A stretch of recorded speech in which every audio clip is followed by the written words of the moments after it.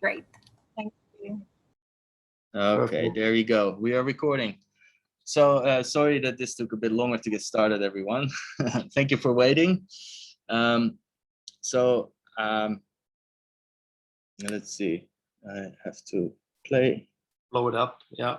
Yeah. Okay. So you see that I've given this presentation the same title as my book because this is what I've been thinking about all those years when I was working with people.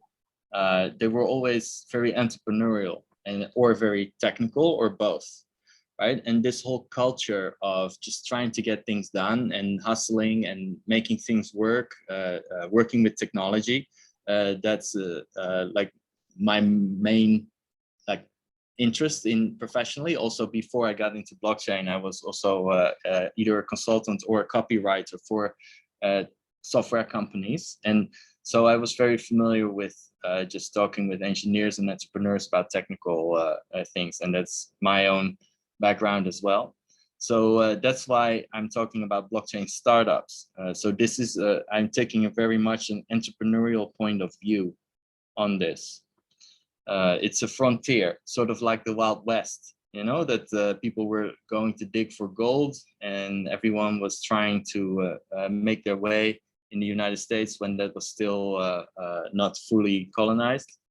So now, if you look at how technology typically progresses, you always have these periods of time where business is done a certain way, but then somebody invents a new way of doing things, and then everything is overhauled and changes very quickly. And most people in the that are here today, that we know sort of what it's like for the internet to be not so interesting before there's mobile phones, before you have quick internet, before all those things are easy to do.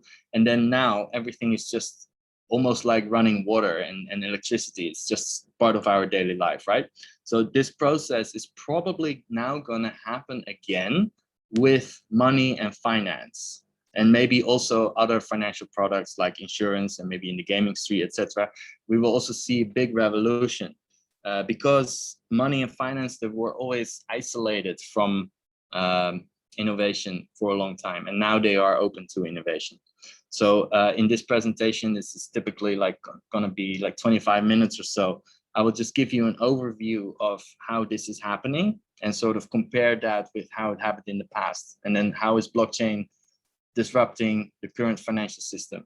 And then after 25 minutes, like 20 minutes or so, then we make it the Q&A session. So you can just ask any questions, because I find that a lot of people have a lot of questions about this. This is always at our meetup here in Chiang Mai, a very good format to not talk for too long. So I will just go over these slides very quickly. If you want me to later revisit a point, then you can always like ask for that slide to come back. Very good. So a very important general overarching idea in this industry is how the use of these cryptocurrencies are related to how many people are using them, right? So with currencies, they are actually only usable when many people around you also view it as a currency. So something doesn't always have to be like forced on you to be a currency. Like in the case of fiat currency, we have a very powerful state who is issuing pieces of paper and coins and giving license to banks to create widely spread tokens and pieces of paper that represent, and we all agree that that's the money, right? And they enforce the scarcity. Now, in the case of cryptocurrency, it's a more natural process, very similar to in history, gold was slowly being adapted as a currency. Now we see an accelerated version with that, with cryptocurrency. It's not enforced by anyone, but it is a growing group of people that choose that this is currency. So, and liquidity is very important here. You see this word liquidity is very important in the ecosystem, because more liquidity means more people can use it easily, and this is how the innovation moves forward. I will briefly show what this means for the future of money. I think money will become an ideal thing. Right now, money is sort of limited by the medium it's moved in. It's similar how in the past, like we had audio on CDs and cassette tapes, and if you want to talk to people, you either do it on the phone or a walkie-talkie. And if you want to watch TV, it always has to be a comedy of 20 minutes or a movie of an hour and a half, right? So you see how media are always constrained by the content, the information that's being transmitted, always constrained by the media. And in the case of money, it's very much limited by how we use it. And if you have cryptocurrency in the near future, I believe it will become perfect. It will become ideal, similar to information is liberated through the internet. I put wallets here on the list as an important thing, but I'm actually not going to talk about it. So we will skip that. And I will briefly mention tokenized assets because this is the next development that we can see after this invention of cryptocurrency. We see how tokenized assets can be like a new way of doing business more efficiently, because you have a digital thing that represents something in the real world, or it can also be a virtual thing like a game item or something like that. And this is for many people an opportunity to make the whole economy more efficient. And I also think that a lot of the entrepreneurs that I talk to are the most excited about this development. So that's why I wanted to share that today. So if you want to talk more about that with me personally later, you can always do that. And my book talks a bit more about it too. So those are the things that I will cover now. So you see here, the first thing is innovation, right? So you see here in this graph how innovation typically moves through society. So you see at the bottom here under the dark blue graph, you see innovators, early adopters, early majority, late majority, laggards. So there's different groups of people who start using the new technology like a phone or washing machine or the internet or social media or a smartphone. Like they use all these things at a different moment. And it's like the size of these groups is very different. And we see now how cryptocurrency is probably somewhere in the early adopter stage, right? So you have somewhere between 2 and maybe 10% of the global population is actually comfortable with using this. And we can imagine a future how this will continue to grow, and like the whole world maybe will use cryptocurrencies, or maybe 80%, right?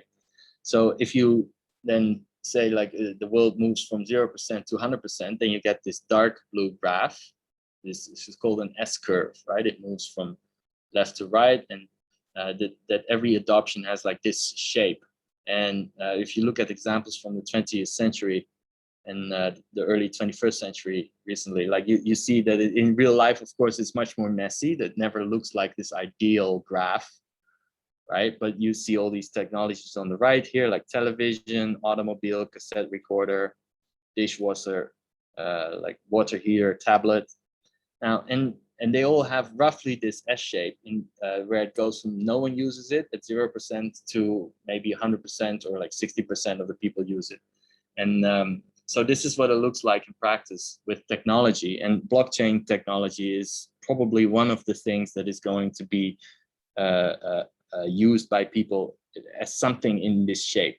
You know, it's at some point it will be for the majority of people, and at the moment it's just something really new that has a lot of opportunity. Now, if we zoom in on this with a few other technologies, it accelerates, because the technologies that are the most relevant right now, they are much easier to spread among the population because they're just digital, right? And blockchain is probably gonna develop much more quickly than the internet as a whole, right? So the computers exchange information, and now we can use computers to exchange value through cryptocurrencies, through tokens, and we can probably see how this is gonna completely change the world over the next 10 years. I want to make a bit of a classification here. So if you see cryptocurrencies, which is the most like straightforward thing that you can do with a blockchain, it is actually also possible to use a blockchain for two other things. One of them is a sort of a bigger category than cryptocurrency. It's called Decentralized Autonomous Organization, DAO. So it's what we think is going to replace corporations and some functions of government.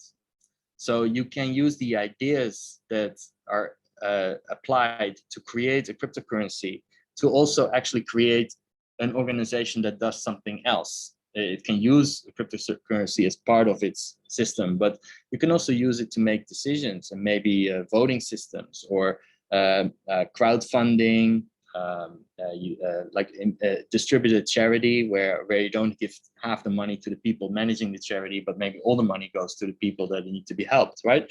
These are just simple examples that are people trying to figure out how to decentralize power to create a more scalable system. And that's a very interesting area of research at the moment and experimentation. Now, if you go the other way, you could say that the cryptocurrency is a type of token that runs on a blockchain. So a token is like a word that we know from, like if you go to a laundromat, then you often like throw some plastic things in there instead of actual money coins, right? Because that's how the machine works. Now, these tokens represent money. Now, these tokens can also represent shares or utility, like if you go to a casino, it represents money. So, and you can run these things on a blockchain too, but they have usually a very limited specific function. And it's interesting to see what entrepreneurial opportunities that generates. That's also a part of the entrepreneurs that I talk with. They always bring up these tokens. Like, I want to create a token for XYZ, right? And then they say, okay, why do you want to do that? And then we have a nice debate, right? So it's a very fertile area of experimentation and entrepreneurial opportunity. So the last one here is like something that is a token, but is not a cryptocurrency, is an NFT, like a non-fungible token. So it's not that that it doesn't matter which of the specific tokens I use. Like, for example, if I use the Thai baht token, which is a fiat currency, it doesn't matter which 100 baht bill I give you because they're all the same, right? Now, if you imagine that this token is always tied to a unique thing, like for example, if Stefan King did this and this online course and I graduate that course, I have this skill, then I get a little token that automatically registers on the blockchain that I have completed this little course, right? And then that can interact with the website, that if I want to say like, hey, I want to do this programming job or writing job for you, then the website can see automatically that I have this credential. So you can use an NFT for a credential. You can maybe use it for identity. Some people are trying that. There's a big craze around art right now. A lot of artists are creating either very precious and rare works of art that they auction off for thousands of dollars. Or I have a guy here that I know, he's just a graphic designer and creates like hundreds of different little pictures, and then he puts them up for auction. And anyone can just buy them. And some of them, they make a little bit of money, and other ones no one wants to buy, right? So in each of these pictures is unique. It's a non-fungible token, and it lives on the blockchain, and he can earn a living or earn some money by just creating art. And then people that buy it, they have the right to ownership of that. Like they get the intellectual property, etc. So yes, this is these circles, they represent the current entrepreneurial opportunities. Like this is where the most action is happening at the moment. So another way of seeing it is that whatever we're trying to do right now is trying to create more liquidity of these things, like a more widespread use, so that more people use it, so that it becomes more useful. Like if a cryptocurrency is widely used as collateral for a loan, or people want to loan it out as interest rate, like that creates just a much more efficient market in which you can create new services on top of, right? So the wallet technology is very important for how far this can go. And then the consequence of that will be that money will become more ideal. It will be less limited by the way it is represented, whether that be pieces of paper or international bank balances or local bank balances in an app, or little coins, or a PayPal balance, or reward points, right? All those things, they will just probably become one thing in the near future. A lot of people think that will be Bitcoin. I will talk more about that at the last slide. Yeah, so this word here that is behind my face is called assets. So tokenized assets is the other trend that that you see here, that a lot of people are trying to put assets on the blockchain. And an open question that I explore a lot with people is like, which of these assets should be tokenized and which not, right? Because they are not all that suitable to put on a blockchain. It might create all kinds of problems or limitations or legal limitations. So it's an important question to ask. So we can see here that as money becomes more ideal, it will become easier and easier to use, and it can be moved from one wallet to the other wallet, or used for this service or that service more and more easily. And in user experience design, they call this the level of friction in using something. So when something is very difficult and you need to be an expert and it takes 3 hours, then it has a lot of friction. And if anyone can just do something really quickly and they can show their friend on their phone and then the friend can do it too, right, then it has very little friction. So we will see probably now an acceleration in these cryptocurrencies and tokens become more easy to use. Like, I really know the difference from 2013 to 2015 to 2017 and now. Like, there's just more and more people for whom this is just a piece of cake, a walk in the park. And when more people use it, or like when the friction goes down, more and more people will use it until probably this just becomes a part of daily life, and it will be for everyone. So if you go down this slope, then it started out as just only usable as a speculative asset, right? So Bitcoin, you buy some Bitcoin because maybe the price goes up, and then there's a few interesting cases where organizations that were not so well liked by some governments, they got funding because they could receive cryptocurrencies while they couldn't receive ordinary money, right? So it became quite famous for that. Now I've used this fancy word like pristine collateral. I've borrowed that from a famous Bitcoiner at the moment, Michael Saylor.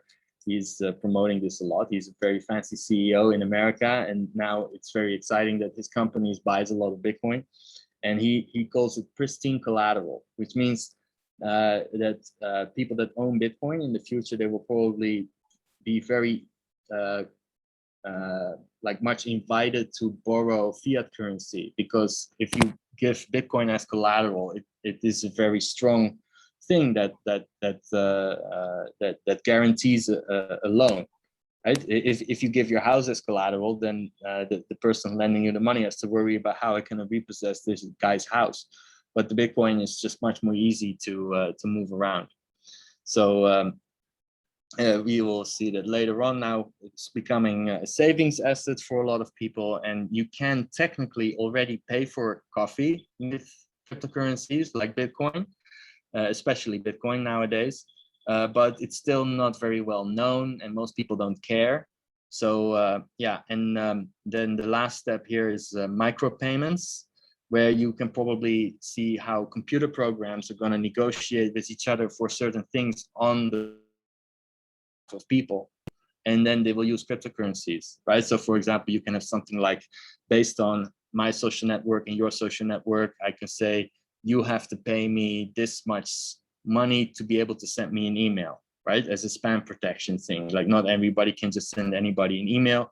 You have to pay money for that, and that is negotiated by these two little programs in our email, and we use some sort of cryptocurrency to make that deal, right? So that's an example of what's possible in the future if you have 100% adoption and there's no friction.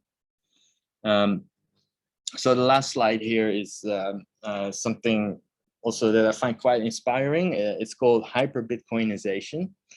And that refers to the process where we will probably, maybe, possibly have a future where the whole world only uses like a few kinds of money.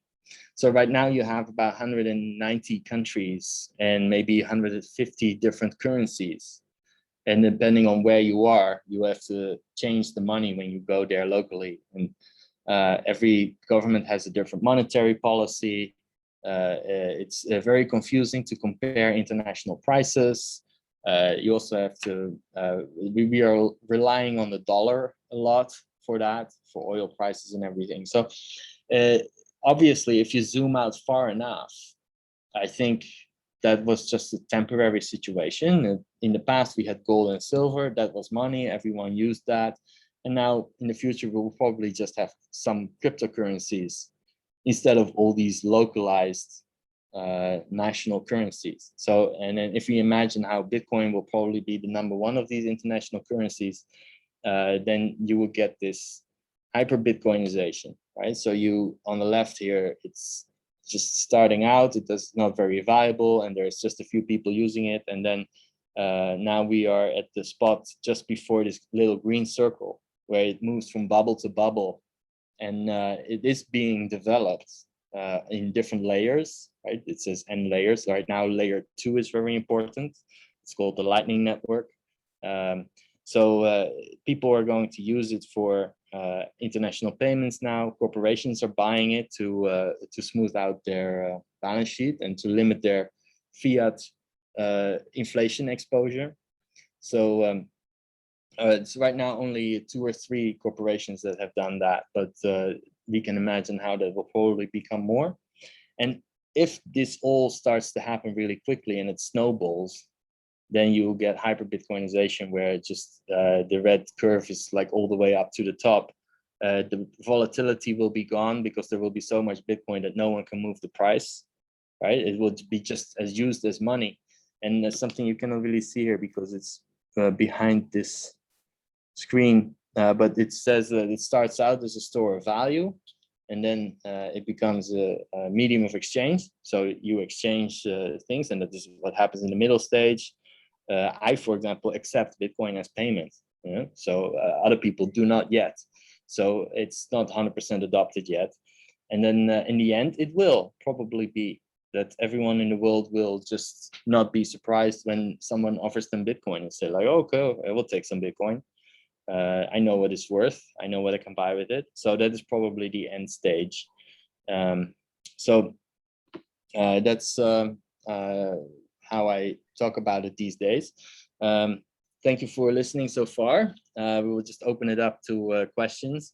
I will just leave this screen on here. You can see my book, Blockchain Startups. That's what it's called. And you can buy it at Amazon if you like. And you can contact me. I'm always willing to discuss this with entrepreneurs, especially if you have bought the book, then you will always have a bit of my time, and I can give you feedback on ideas if you have them, and introduce you to people, especially here in Chiang Mai, if you like. So yeah, this is my email address over here, and I'm also quite active on Twitter at Stefan T. King. So please feel free to connect with me. Yeah, so thank you very much. Thank you very much, Stefan, for this insight into your knowledge and experience. Very valuable information, very interesting. Yeah, I've also read your book with great enthusiasm, and I also can recommend it to people. It's not too technical. It gives a good insight into the business and gives you good ideas about basics of crypto and blockchain. And as you said also in your book, like you take them to on the road to innovation or to creativity in the market. And it was very nice to read. So like I would say we can start with some questions. If people have questions right now, as I said, you can just address them in the chat box. And then I will, if there are any, I hope, Stefan, you can see the chat box, right? If there's anything, or otherwise, if you want to Let's see. Let me, I will stop sharing my screen for now so that they can see the chat box. Yes. Okay. And in the chat, yeah, there's no questions in the chat yet. Okay. So I would have already a question. As I said, like you wrote your book in 2020, right?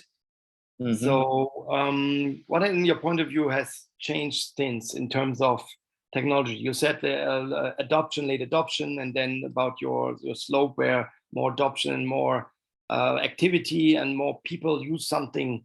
You showed that in your last slide. So what has changed in your opinion, like massively in terms of technology, like talking about such a like of Lightning Network or the upgrade Taproot upgrade, which is coming, because you need the technology, you need to upgrade the blockchain, you need to upgrade the technology behind Bitcoin, and then also with Ethereum, the runner-up in terms of market cap. You have Ethereum where there's a big upgrade coming. It's called EIP 1559, which gives Ethereum more speed, more lower fees, scalability, easier to use, and everything. So, what can you maybe elaborate on a little bit on that? What is your point of view on that? Yeah. So the first thing that is obvious to people that have been in the space for a long time, but might be appear as a surprise for people that are newer, is just how unstoppable this adoption and liquidity thing continues, right? So one of the points I made was about that, and it's no one really knows which specific institution or groups of people will start using Bitcoin for a certain thing or Ethereum for a certain thing. So you never know the specifics in advance, but you always see this increasing size and importance of a group of people that adopts it. So one recent example from a while ago, from I think maybe 6 weeks ago, is that El Salvador, which is a small country in South America, has decided to make a Bitcoin legal tender. So that is basically means that you have to accept Bitcoin as a means of payment.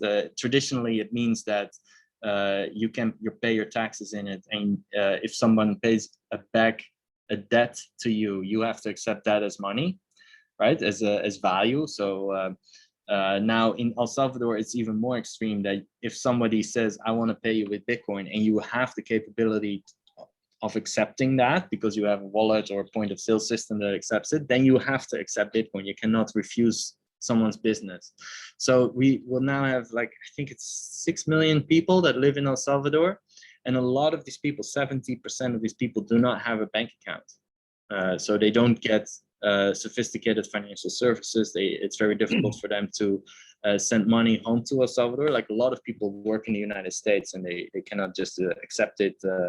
Like, they have to pay 25% fees in transmission, like international wire transfers and Western Union or whatever. And with Bitcoin, you don't have to pay those fees, and now all those family members in El Salvador will accept those Bitcoin payments. They can just use them to buy anything in El Salvador, which is a very big development that a country has committed to do this.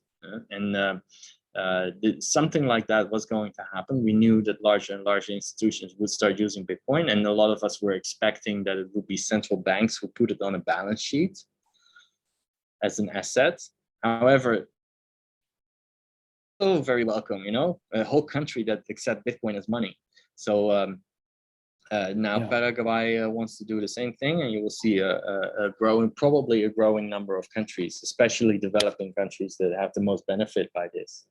So that's one important development we've seen, and it's also becoming mostly possible because of Lightning Network, which is this layer 2 thing that makes the cost of transferring Bitcoin almost nothing. Right, so it's very much behaves like this ideal money that I was describing. And regarding Ethereum, we see this more technical background upgrade. Like mining will become more fair and less prone to abuse.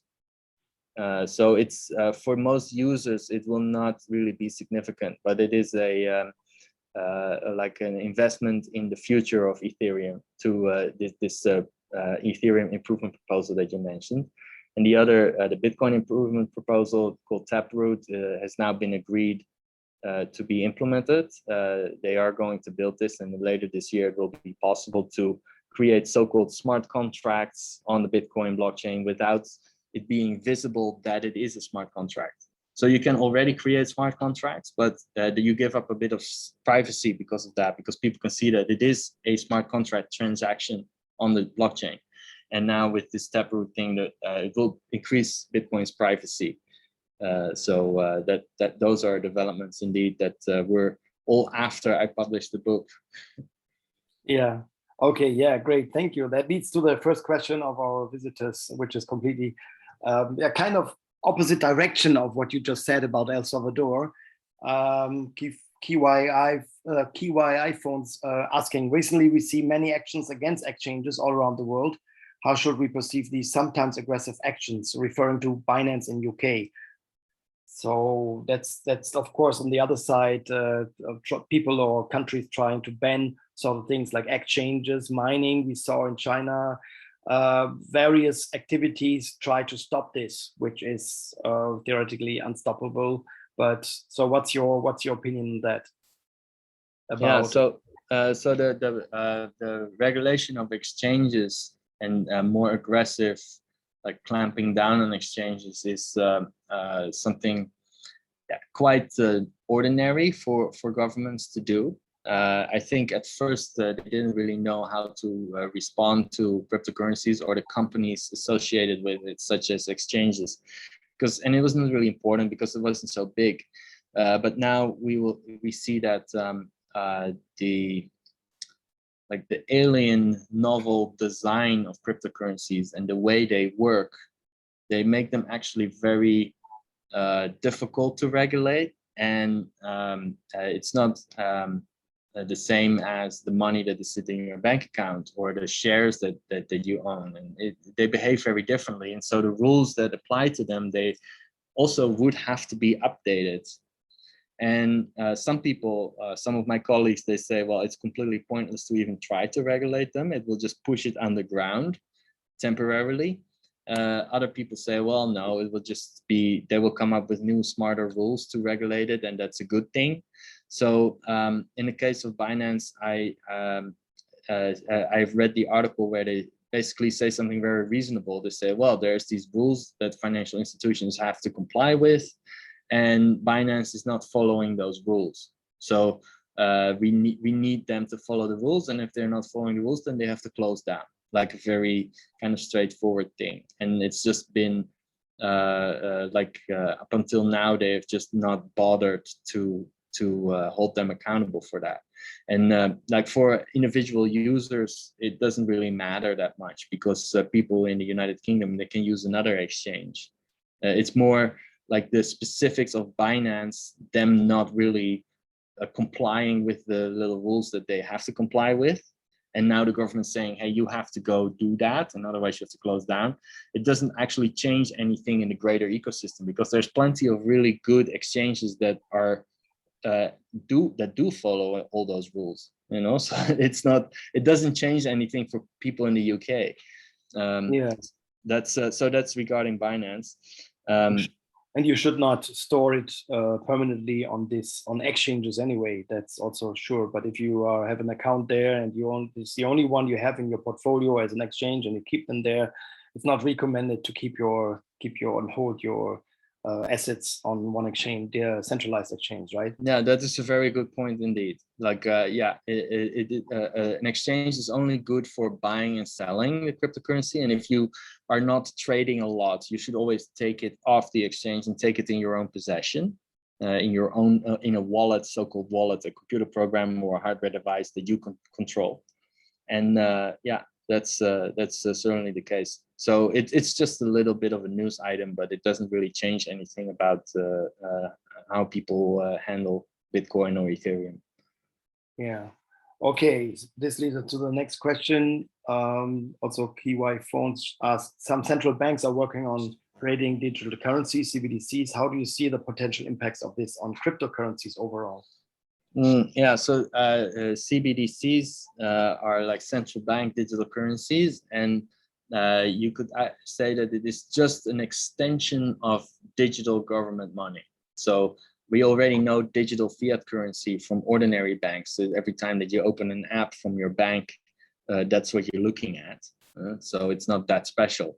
But if a central bank issues digital currency that is money that behaves a little bit differently, they can actually track all the money in circulation. So right now, only my bank can see what I do with this money. But if I had an app on my phone with central bank digital currency, then they could see everyone's money being used in that app, and they could also turn it on and off. Like they could say, like, okay, we're giving a stimulus package, and you can only use this for food or for medicine or something. You cannot use it to buy cigarettes or alcohol, right? Like, so this is a development, sort of the government answer to the existence of cryptocurrencies, but I perceive it a bit of a misnomer, like central bank digital currency. Well, that is a real good name for what it is, but it doesn't really compete with cryptocurrencies, because the idea of a cryptocurrency is that we privately together as different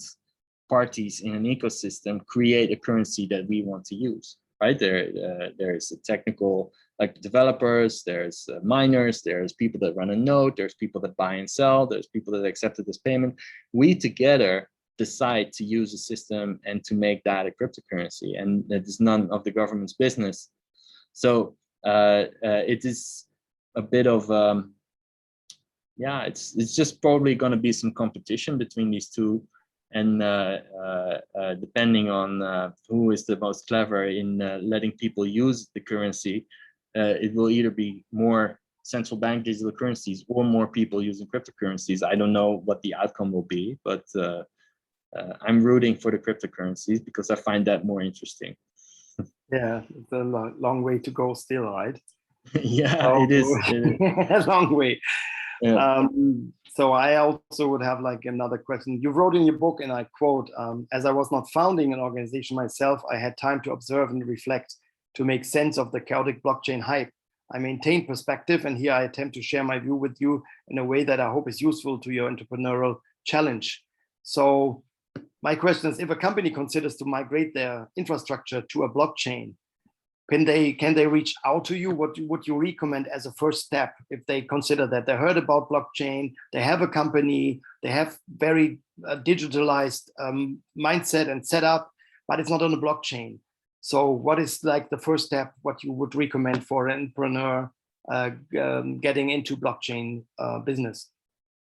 Yes, so if you are in business and you are operating and there is a large digital component to what you do, you should probably go do a feasibility study. Like, does it make sense for you to use a blockchain? Like, is the technology right now ready for you to be using that? And does it really solve a problem for you? Right? You don't want to be someone who's praying to the blockchain that all your problems will go away. You have to actually have a working understanding of how this thing is going to solve your problem. So the way to do that, the first step would be to find maybe a competitor or somebody who's in a similar business as you are, or trying to solve a similar problem, and see how far have they gotten with that, right? So for example, if you want to solve a problem with your logistics, like there's some sort of supply chain that you want to monitor and register and publicize, you could say like, okay, who has done this successfully? And there's an example in the diamond industry where the diamond industry has put some stuff on the blockchain, right? So eventually you would find out, and then you can dive into how did they make that work.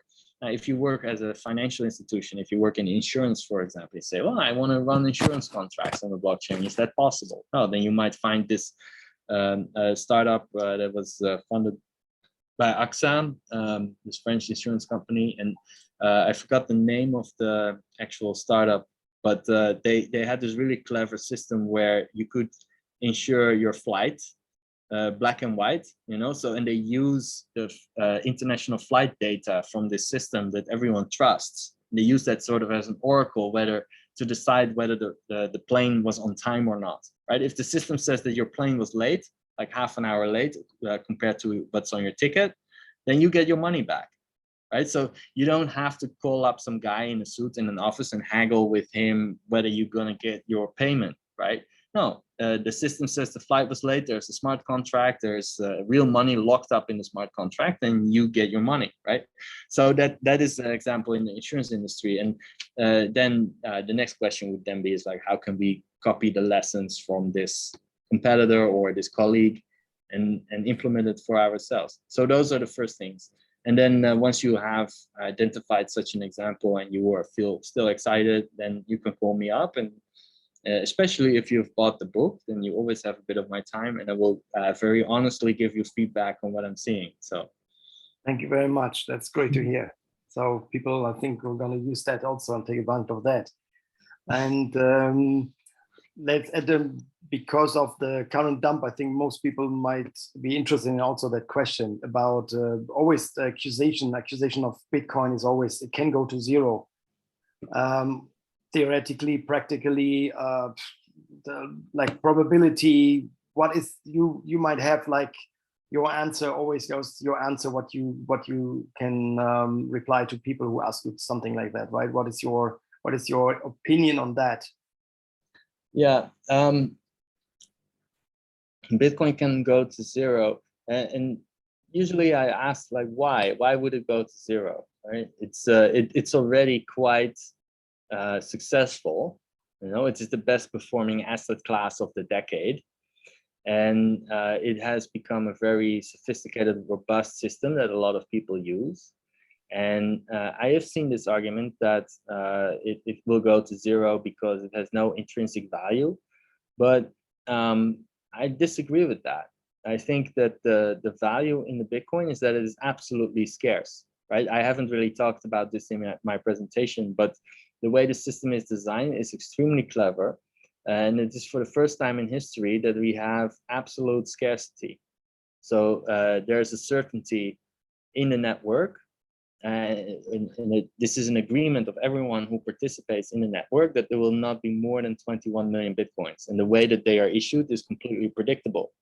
So there's nothing else in the world that can provide such a guarantee. So yeah, that guarantee is a very strong underpinning under it. Like, you don't need to have a government who says this is valuable. If you are certain, you know exactly what is the portion of Bitcoin that you own. Like, if you own 1 Bitcoin, then you know that you have 1/21 millionth of all the coins that will ever exist, which is an absolute scarcity. Like, if you own a kilo of gold, you don't really know how many other kilos of gold there are.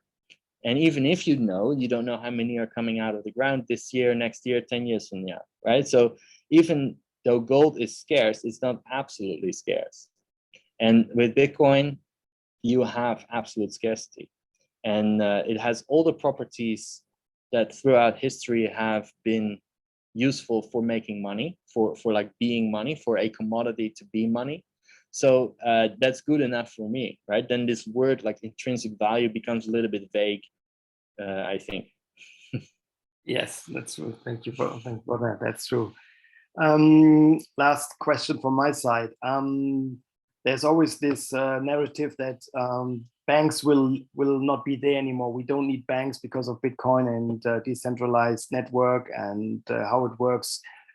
Banks as the functionality what they have right now are not needed anymore. So I'm just referring to the process of this creative destruction, right? That also internet has. So first there comes the technology, and the technology they have like internet democratizing exchange of information. So the same is now with crypto democratizing exchange of value, right? And then you have like the change like from from brick and mortar to B2B, B2C business. And then two things happen. Then you have this this intermediation that like irrelevant players, if they don't reinvent themselves, that they're gonna go. They have no place in the market anymore. Yes. And then you have like the cyber mediation, where you have from scratch, the new business is built like with a new technology. They don't even worry about anything. Now you have oracles that transfer the analog information into the blockchain information. But then sooner or later, in a couple of years, there's no analog information. Everything is digital, and they can build like with Airbnb and hotels and Netflix and cinema or television. They yes. build on the new technology. So this will also happen for blockchain. So when you say like, or when people say, we don't need an intermediate anymore, if one intermediate will leave, another intermediate will come. So there's always intermediates will do some service in between. So do you agree on that? Or what is your, in terms of banks especially, what's your take on that? Yeah, so the specific dynamic that you describe for blockchain is that oh, I see that Kitty Pong has asked a question. Yeah, okay. She has more. She says we have more time. Yeah, it's correct. We have more time. I will. You can ask any question. And I see you buy the book. That's really nice. I appreciate that. So yeah, but first let me answer your question, Disco. So you have now a new game sort of unleashed, right? So money used to be a monopoly that is granted to banks by the government. That was the only way that money could exist in the 20th century. And some people kept trying to use gold, but it's not very practical, especially not in an international digital context. Because we do so much international business, you cannot just mail somebody like a gram of gold. It's not easy. So, and also paying for coffee with gold is also not practical. So now we need the money for the toekomst. And superficially, a bank could say, well, we have digital money. You have an app, you scan a QR code and there you got it, you know. And if you want to send it to Hong Kong, you just have to wait 3 days and it's in Hong Kong, right? So, and that is very old-fashioned. We should have money that is not depending on central authority to keep the books correct. So we should have this decentralized entrepreneurial nature that gold and silver used to have. Like gold and silver was a commodity and somebody has to do the business of digging it out of the ground, and then it becomes money that circulates. Right now we do the same with cryptocurrency, except it is digital. So this creates a new market. So it disintermediates the bank and the government as money is concerned, like a separation of money and state, similar to a separation of church and state, right? It's no longer the business of the government to tell you which money to use, and maybe they shouldn't be making money for us, right? No, it's up to the free market to create a cryptocurrency that everyone can use. And that will create new players. Like you could still have the role of money transmitter from one place to the next on the Lightning Network, for example, right? So we have already miners who mine blocks of transactions for Bitcoin on the blockchain. And now you have this second layer where anybody like you and me, like right now, I even have a little computer here on my desk that's called the Lightning node. And I can use that to open channels with other nodes. And then anybody can use those channels to pay each other. And this happens automatically with a phone. And this role is right now quite like technical and experimental. But you can imagine in the future, there will be entire businesses of people taking on this role of transmitting Bitcoin payments with hardware and software and manage these channels. And that will be a new job that is open for people that want it, right? So, and that replaces a bank. You're doing the same thing as a bank does. You're transmitting payment, but you are an individual and you're not asking anyone for permission. You know, I don't need to go get a license, at least for now. Like they're trying to change that in the future. That if in Europe, they're trying to make some new rules that if you set up a little computer like that on your desk, then you have to ask for a license as a money transmitter. And I really think that they're not going to succeed at enforcing that, because I can run this thing from anywhere. I can transmit payments from anywhere to anyone. And, you know, if I'm not an actual terrorist, they probably don't want to do anything about that, right? So it's a new game. that is what it means, like new game, new players. Exactly. So let's, one Kitty had a question. Does your book also mention about the concept of tokenization for such like real estate or art industry or others, like how the concept should be like? Would it be possible to turn to be one of cryptocurrencies for trading? To turn it to be one of the cryptocurrencies for trading. Yeah.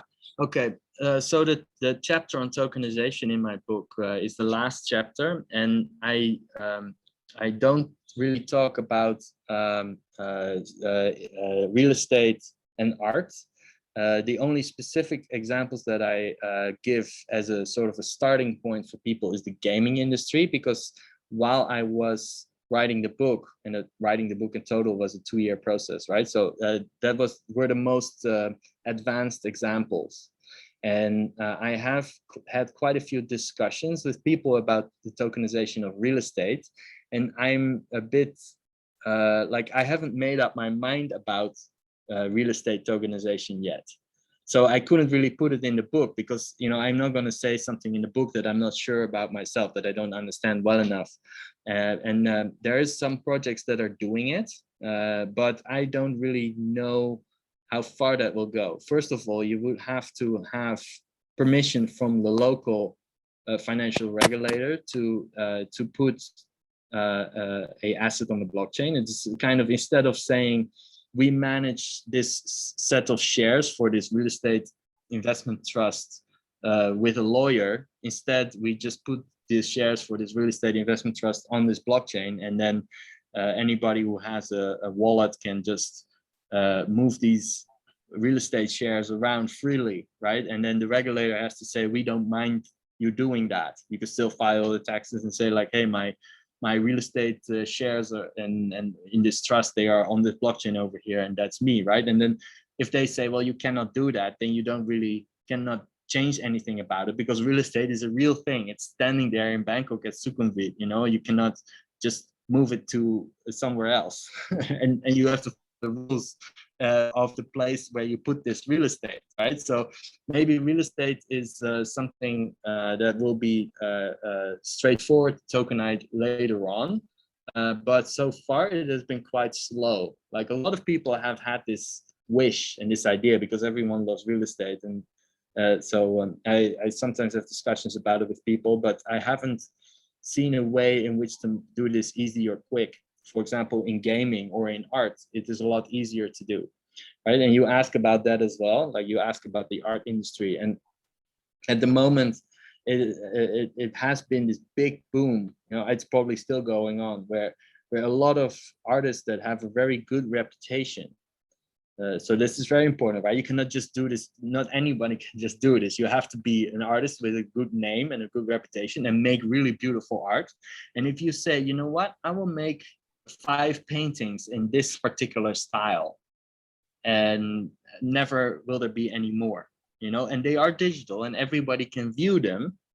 But the official owner of this digital art can only be one person, right? Because it's a non-fungible token. And he mints those tokens, he connects that artwork to that token, and then that token can be sent over the Ethereum network to anybody who pays for it. So initially you can auction it off.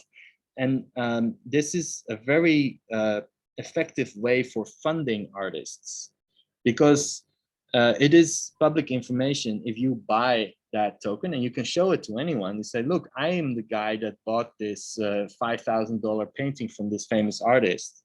And he is now, like, I am the one who owns this. And then everyone says, well, I can also see it. Well, that's even better, you know, but I am the one who for it, right? So, and then if somebody says what you can do also with these tokens, you can say, hey, I want to sell this painting. Now somebody else can own it, and then you can transmit the ownership, the token that represents the ownership, to the next person, and then the percentage of the sales price goes again to the artist. So that person can also say like, hey, I have been supporting this artist as well. And every time this happens, this creates new income for the artist. So it is a very innovative way for funding. it used to be quite difficult for artists to make a living, but I think if you build the right relationships with your audience now, which is easier because it's global, it's social media, etc., every artist can get funding this way. So that is a very positive development in art. Yeah. Yeah, there was a great hype about NFTs a couple of months ago. That hype that hype is more or less gone. Maybe has something to do also with the market that came down a bit.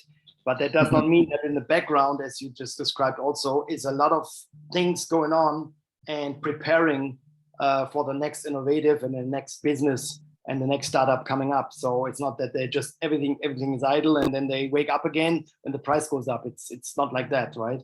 So yeah, we're really happy about and looking forward to the next big thing coming. Besides the price go up anyway. yeah, indeed. So okay, I think we have covered all of our questions right now.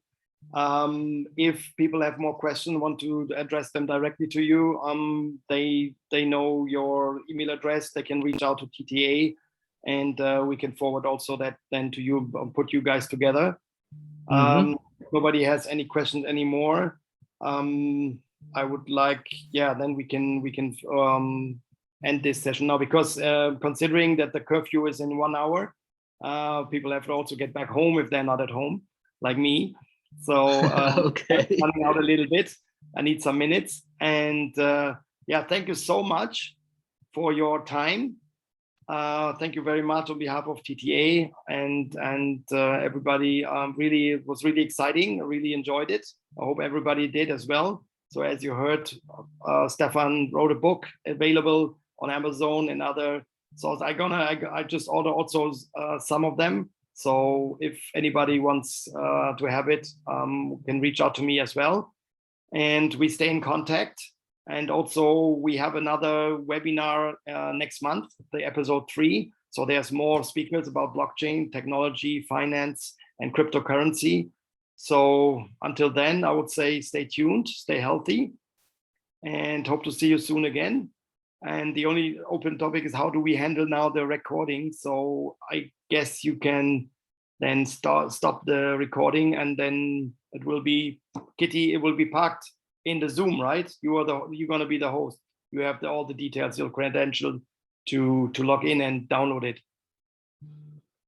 And you see, I see. Thank you. Greetings, and hope to see you, Stefan, as TTA member soon. Thanks a lot. Thank you very much. Yeah. Hope to see you soon again. Yeah, thank you for attending and for the opportunity to share this with you. I really enjoyed it. Yeah, let me know when what the other next topics are. Maybe I will just join you as a participant. And if this happens repeatedly, then maybe I'll become a member too. You know, like it makes sense. So yeah. Let me know, and we stay in touch for that reason also. And thanks everyone for listening and for buying the book. I really appreciate that. And see you next time. Thank you. Goodbye. Goodbye. Bye. Thank you. Goodbye.